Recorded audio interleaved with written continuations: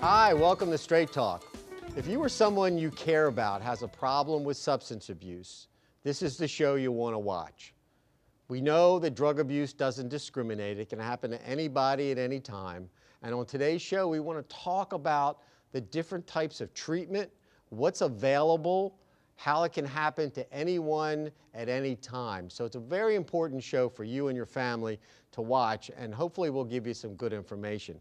And joining me to start talking about what's out there as far as treatment, what works with people, is Stacey Sugar, who is the clinical director of the Maryland Addiction Recovery Center, a brand new program that's opened in Towson. Yes. And we're very excited because we need new programs. And you are the clinical director. Yes, I am. And that's a wonderful thing. You've been in the field a while, right? You've worked with addicts for a long time. For about the past 5 years, Yeah. specifically in addiction and dual diagnosis and mental health and addiction. So you've had a good sense of what's going on out there and Absolutely. what we're seeing. We hear a lot about the fact that it's getting younger, it's getting worse, people are sicker, when they finally come into treatment. What do you see out there?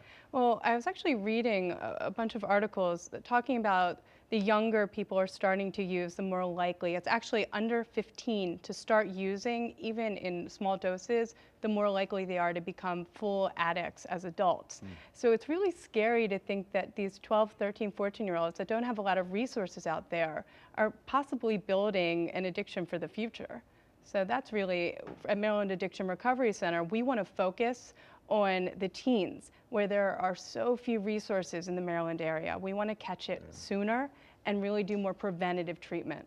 So seeing it younger means that parents, schools, how, by It's the time, catching it. I mean, are they, that's what I was going to say. Are they getting to you in time? Well, the whole thing is, they're the teachers who say, oh, Johnny's just disruptive, or the parents are saying, well, maybe he has ADHD. The parents, the schools, no one really wants to look at what other possibilities exist. And a lot of the symptoms of substance use can mimic a lot of different things. Maybe their sleeping patterns have changed. They're sleeping a lot more or a lot less, or their appetites have changed. So maybe he's sick, or maybe she's just, going through those teen years. Right. But we're missing the possibilities because parents and schools don't necessarily want to admit the possibilities of other things. Right. And that leads us to the whole issue of people denying it's a problem. Absolutely. And covering it up the problem. And that's for adults too, right? Absolutely. I mean, you see that probably in adults all the time. Very much so, but it's really easy to deny it as a kid because people don't want to admit that their child has a problem. Right. Well, who wants to admit they have a problem? I mean, if you think about It's it. true. I mean, how many wives cover for their husbands? How many husbands cover for their wives at work? I mean, Absolutely. Now, you've been experienced working with kids and adults. Drunk drivers. Absolutely. When we talk about treatment, what seems to be effective? The most therapy that a client will accept is always the best route for me. We meet the client where they are and we really gauge what exactly they need. One-on-one services are crucial. I like to say 2 times a week if possible, of course, depending on the severity. I like a group. I like a specialty group. When you're doing one-on-one therapy, a lot of things are going to come up emotionally. And with an addiction, when we find out deeply rooted emotional issues and we can kind of work with that too, you're gaining a ton of insight and they work together really, really well. So you got a family out there, you've got a spouse concerned about their spouse or concerned about their kids. They pick up the phone, they call Maryland Addiction Recovery Center, which I know we're going to be putting the number and the website, or they get you and they make an appointment. What's going to happen? What's the next? I mean, if we get them to that point, we want them to ask for help. Yeah. Then they call. What's the process of getting treatment? Well, when we get a client in, we do a full comprehensive evaluation, and then we come up with the most appropriate diagnosis, and that's how we determine the appropriate level of care. Meaning, at Maryland Addiction Recovery Center, we're specialized in intensive outpatient treatment, which means at least 9 hours of therapy a week. So it's very intensive, that's where it gets the name, but it's not residential. And it's not that 1 time a week private practice feel. So we're really inundating clients with the therapy, and it's a really effective level of care. So this is called intensive outpatient. Yeah, sometimes we call it Right. IOP for short. Okay, okay. So we tend to hear about people going into the 28-day treatment Right, program. right. This is an alternative for that? It's considered the step down from a residential treatment program, but what we do is in this treatment program, we're watching our clients. And if they show signs of use while they're in our program, we're gonna get them to that next level of care, which may be residential treatment.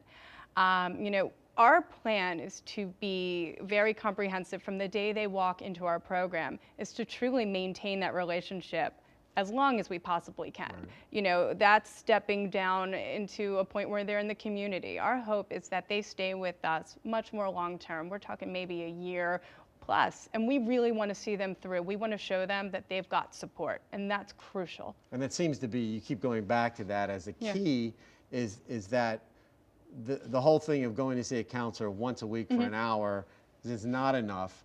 Going into, you know, the 90-day wonder, you know, the 28-day is not enough. Right. And to keep them in counseling, in treatment, as long as we can, Yeah. as possible. The longer the better. The longer the better. I believe that 28 days is just touching Yeah. the surface.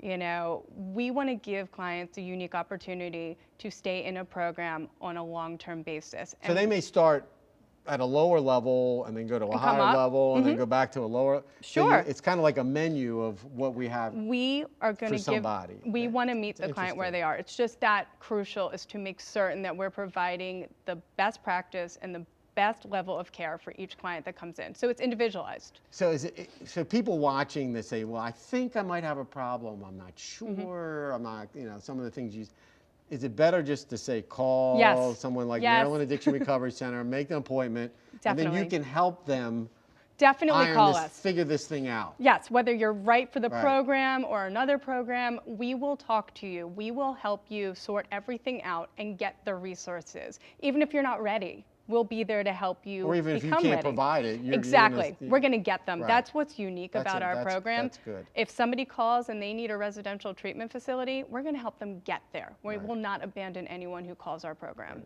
So that's important. And that's the Maryland Addiction Recovery Center. Yes. You're in Towson. Yes. We'll put a phone number up and a Great. website to do it. But the key is, as you said, is to get to these families, to get to these people early, you know, and for people not to be in denial, right?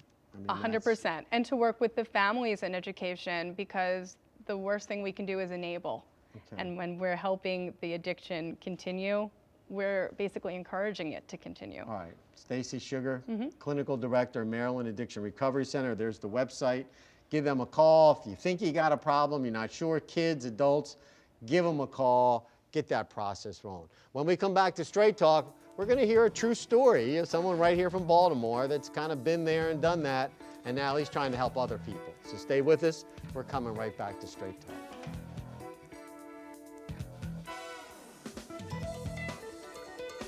Welcome to Cook It Safe Challenge. In this round, teams must read and follow package cooking instructions and know your microwave wattage. 1100 watt. You can find the wattage in the owner's manual, on the appliance label, or by contacting the manufacturer. Each team has been given a frozen entree to safely prepare. Oh, wait, what is the wattage of the microwave? Whatever. Ooh, sorry, Team 2. You get a red card for not checking the cooking instructions and not knowing the wattage. Wattage? It won't just cook? Microwaves have different wattages. I told you we should have checked the package instructions and checked the wattage of the microwave. It's not cooked safely. I wouldn't eat this, it's cold. If you don't follow the cooking instructions, some foods may be hot but may not have reached a safe internal temperature. Use a food thermometer to be sure. You win. We just kept focus on reading and following the package cooking instructions. We knew the wattage of our microwave so the food cooked safely. And the challenge continues. Can you cook it safe?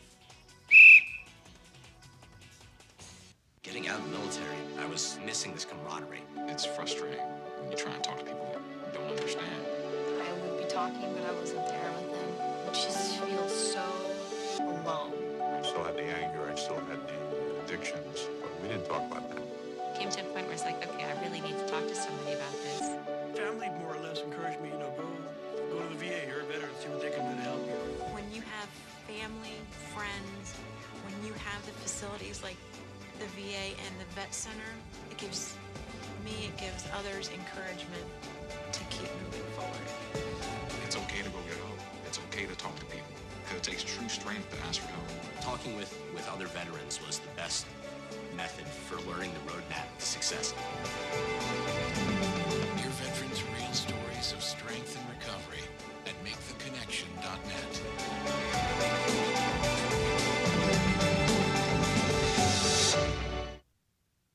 Hi, welcome back to Straight Talk. I really want you to know that if there is someone in your family or someone you care about who has a problem with substance abuse, or you think they do, this is the show to watch today. And we're talking about addiction at all different levels and a lot of different services. And joining me now is Zachary Snitzer from Baltimore. From right outside of Baltimore. Right outside Baltimore. And you have a story to tell. You've been there. You've had a drug problem. I have. And now we're on another level. But let's go back and let's talk a little bit about your story, Zach. Yeah, and I appreciate the opportunity to come on and kind of share Sure, about that. Sure, it's wonderful that you're doing it. Yeah, I mean, my story is not too different from a lot of people that suffer from addiction or substance abuse. Come from Baltimore County and Owings Mills, a good family, not a lot of kind of issues to speak with. You know, brought up with a lot of morals and values, and my parents instilled those things in me. But just couldn't run away from the addiction that I had. And it started when I was about 12. The usual stuff that you hear, like the experimentation, other friends were doing it, so I tried it. And what I found is that you hear a lot of, like, you start drinking, you start experimenting with, like, weed and marijuana and some of the lesser substances, or what people consider the lesser substances, and then it kind of just grows. And what happened for me was the first time that I ever tried it, I was about 12 years old, at a friend's party, drinking.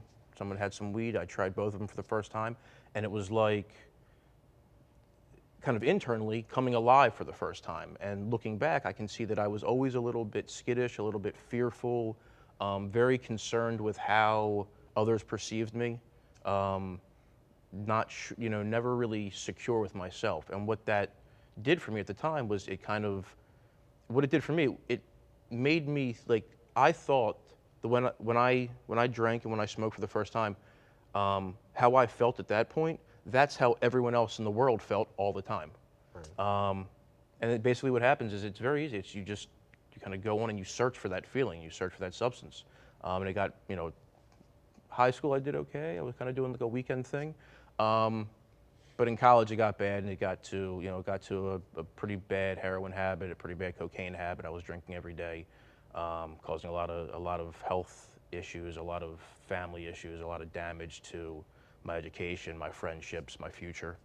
And it came, very early on that I never thought I had a problem. I didn't think I had a problem. And at some point I had a problem, and I didn't think I could do anything about it because I was too deep kind of in it. And it was an everyday thing, and it was every couple hour thing.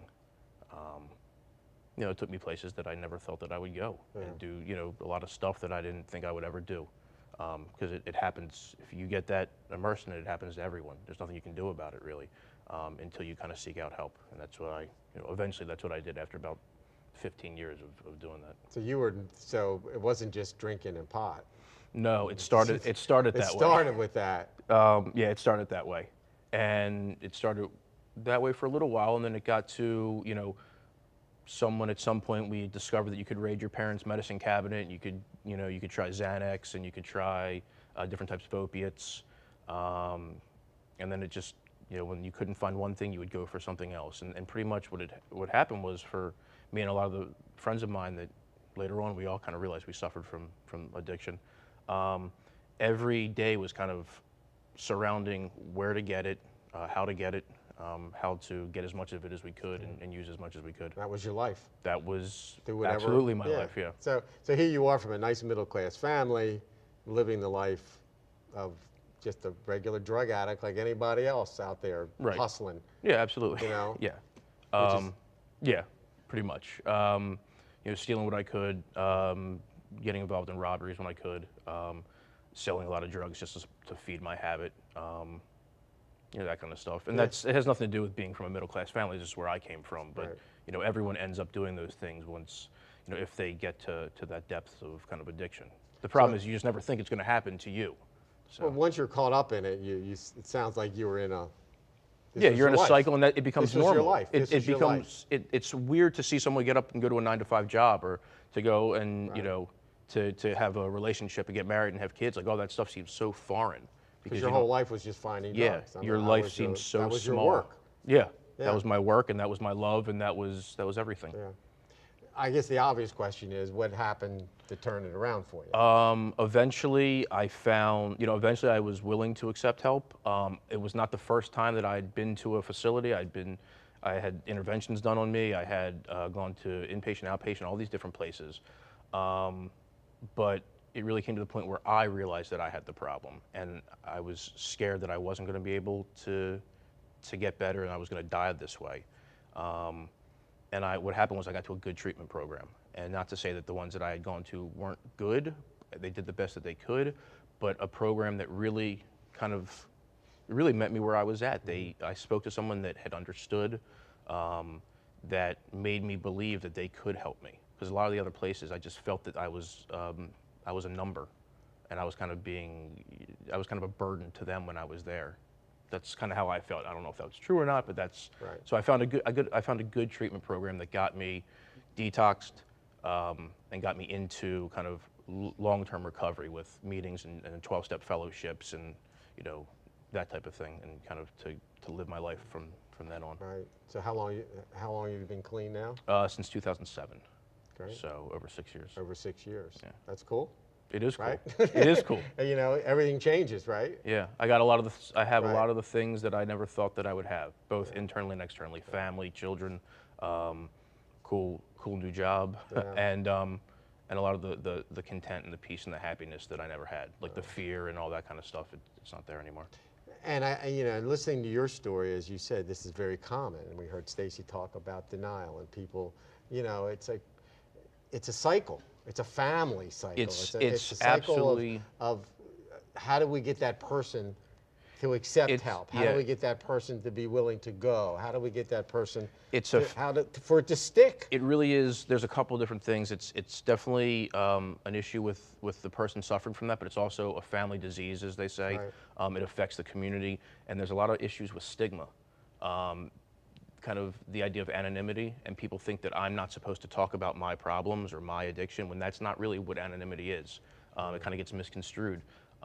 There's a lot of stuff now with the Anonymous People, the movie that came out, trying to talk about, I mean, there are millions, there are over 1 million people in recovery in this country alone. Yeah. So it's something that needs to be talked about so that people can find the resources that they need, because it's very difficult. Like if I think about my children, I'm lucky that I know where I could send them, but my parents had no idea where to send me, you know?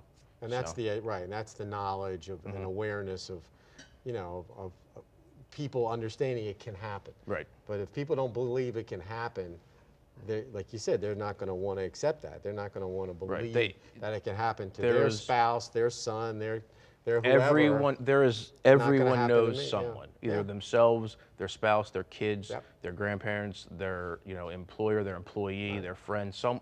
Everyone knows someone, if not more than one person that suffers from, from addiction or alcoholism. And now you've turned it around, and now you are involved with the Maryland Addiction Recovery Center, and you've helped to build this amazing new program. Yeah. In a way where, the things you felt you didn't get, you can put into something. This is your baby now to create.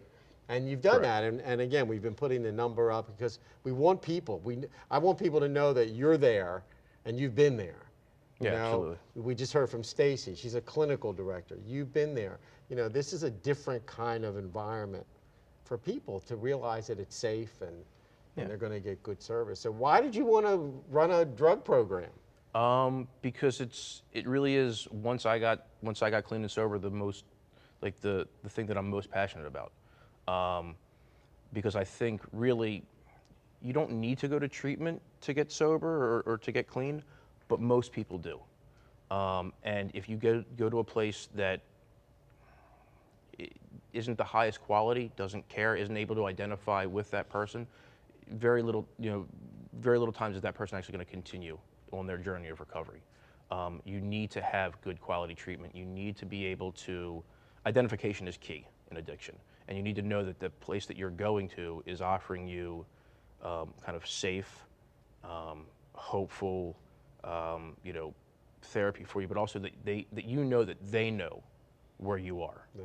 So if people they talk about going to a doctor, they go to a therapist. If I've been to therapists that sat across from me and I had no idea what, they may have read a book about addiction, but they had no idea. They had no idea, what I was going through. And the interesting thing that you're doing at the Maryland Addiction Recovery Center is, we hear so much about Obamacare and all the health insurance and all this, but a lot of the insurance now does cover drug and alcohol treatment, and you will take insurance, which is unlike a lot of programs these days. Yeah, That's a big thing. We're not state funded, which is an important thing. Good, we are private, because there are a lot of great state programs right. that kind of cater to those that can't afford treatment. There are not a lot of programs around here that kind of deal with those that can, and what happens is they end up going to kind of individual therapy, or they go out of state. And you know how close the Baltimore community is. Yeah. We are going to take private insurance. We take private pay. We are going to have ability to take people that can't afford treatment into our program to offer them the kind of the innovative approaches that we're bringing. So we are going to be able to help everyone. But we do, Obamacare is absolutely going to help, because now everyone gets that. Yeah, I think a lot of people don't realize that as much as we yell and scream about it, one, your kids can be covered up to 26 years of age on your plan, and secondly, everyone will have to have mental health and substance abuse coverage all over. So really, everyone will have that ability, and I think Stacey brought it out, and you're bringing it out. I mean, it's so prevalent, and when we look at crime, and everything's tied to drugs and alcohol, and we got to get people help. Absolutely. So I want to thank you for starting this program, for telling your story, being open. I want you to stay here. We're going to bring Stacey back, because I want to talk more about some things you're doing at the Maryland Addiction Recovery Center, especially with kids. So it's very cool. So stay with us. When we come back to Straight Talk, again, we're talking about substance abuse treatment, what's available. Keep your pens and pencil handy. You're getting some amazing information that hopefully can help you or someone that you care about. So stay with us. We're coming right back to Straight Talk.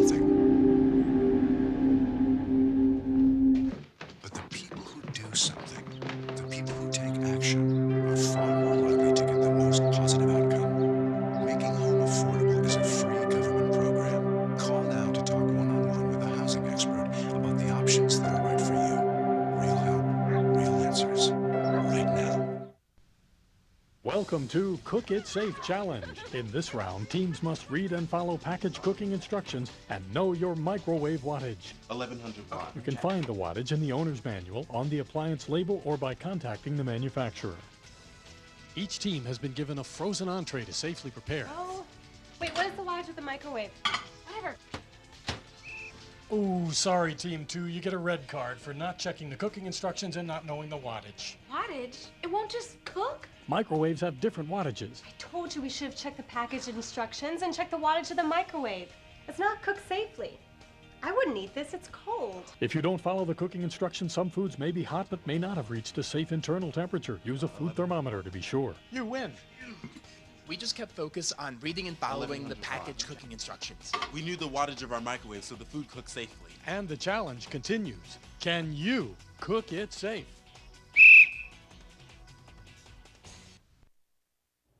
Hi, welcome back to Straight Talk. We're talking about drug and alcohol abuse drug and alcohol treatment, resources. We're talking with some people from a new program in Towson called the Maryland Addiction Recovery Center. We're putting their number up, their website. You know, the whole idea of the show is to get you to want to get help for somebody. We all know somebody that needs help, and it may be close to us, so it's important to do that. And we brought back both our guests, Stacey Sugar, Clinical Director at the Maryland Addiction Recovery Center, and Zach Snitzer, who himself is a recovered addict and also very involved in the development of this new program. And thanks for being back. Sure. You know, we talk about how do we get people in the door, and we know sometimes it's by the courts or their job, and you know, people seem to be stuck when it comes to taking that step you talked about earlier. What can we do to get people more comfortable in confronting their loved one or their employee or somebody who might have a problem? People tend to be afraid. Well, I think, you know, and Zach kind of touched on it, it's that issue of reducing the sense of shame with addiction. That if we think of addiction as a disease, you look at it as any chronic disease, as diabetes or cardiovascular illness or cancer. These are things that we don't choose. These are things that we live with and we deal with one day at a time. Right. And addiction is no different than that on that perspective. So if we can start kind of acknowledging in the community the importance of treatment as in any other disease, then hopefully that stigma will be reduced. So that's a start. And education is critical. Do you provide education? Yeah, absolutely. Touching on what Stacey said also, I think it's also important to mention education for the family. Right. One of the things that we do, and it comes from one of the only programs that do it in the country, it's down in Florida, it's something that's called Family Restructuring from, if anyone knows the Karen organization, it's one of their programs called Karen Renaissance. But what it does is it focuses on the family. One of the things that we do at our facility is we will treat the family even if the patient is resistant. So if a parent calls up and or a spouse calls up and says these are the issues, I mean if you have a heroin addict running around your house for 10 or 15 years, you're going to have some issues also. Yeah. So we will treat the family without that. To help that, we can offer intervention services. We actually partner with some of the best interventionists in the country, and we can offer that service. And then also, when you deal with someone, adolescents, obviously, they don't really have much of a say. If the parents sign them in, they can come in, which is great. But one of the things that we also do when you talk about interventions, and not necessarily, and you can probably touch on this, not as a lot of people would see kind of interventions that they've seen on TV, not necessarily those types of interventions, but clinical interventions. We look to have any possibility speaking with a patient or their family to do a clinical intervention. Basically, if you want to kind of speak on what that is. Well, just in essence, the point being to tell the family, to educate the family on the disease of addiction, to let them know with the client, if it's their child, 1, you can't cure it, 2, you can't control it, and you can't change it as a parent. But what you can do is educate yourself, get support, learn what's going on, and then help your child get that insight and start feeling responsible for what they're experiencing. And that changes the family dynamic. And that's really crucial when we're, in quotes, intervening with the client. Okay. Maryland Addiction Recovery Center. The number's up there, website, give you guys a call. You're ready to help people. Absolutely. Just give you a call, and even if they have questions. Anything. I want to thank both of you for being on the show. Congratulations on having a new program. We need it desperately in this area.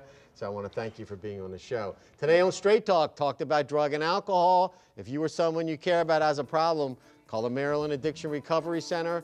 Call somebody. Just get some help. I want to thank you for watching Straight Talk, and we'll see you next time.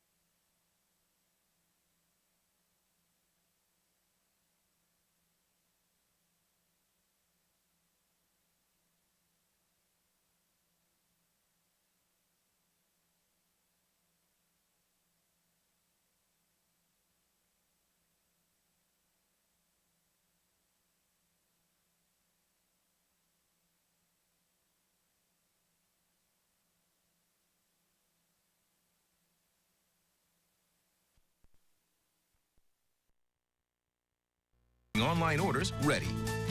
Your small business ready. So switch to Verizon Fios to get small business ready with 100% fiber optic fast internet and reliable phone with 99.9% network reliability. Call now to get a firm price quote of your total monthly charges for 2 years from Verizon. We put it in writing up front so there are no surprises. Take the guesswork out of switching and call 1-888-410-4404 now.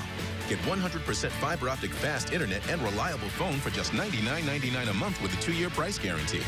Plus get an additional phone line included.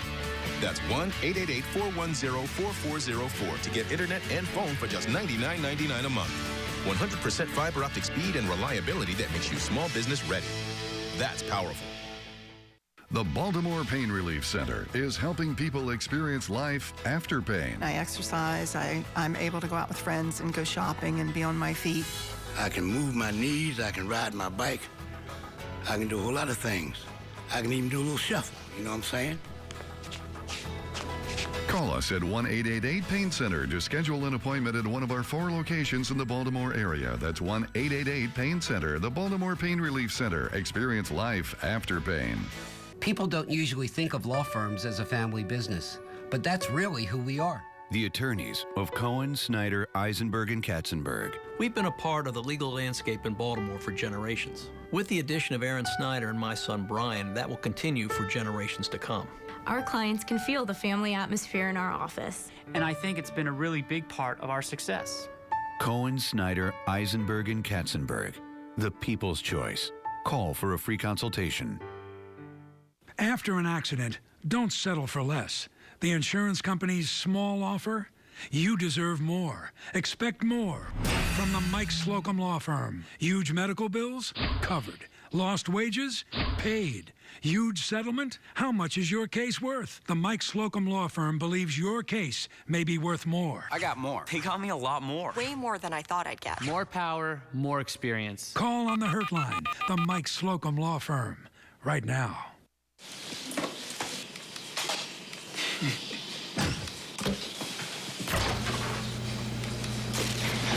Go-Gurt. Yep. Duh. Slurpably fun and a good source of calcium. Dads who get it, get Go-Gurt. My feet felt so heavy at the end of the day. They used to get really tired. Until I started gelling. I got Dr. Scholl's massaging gel insoles. When they're in my shoes, my feet and legs feel less tired. It's like walking on a wave. Dr. Scholl's massaging gel insoles. I'm a believer. Real cases, real people. Judge Judy.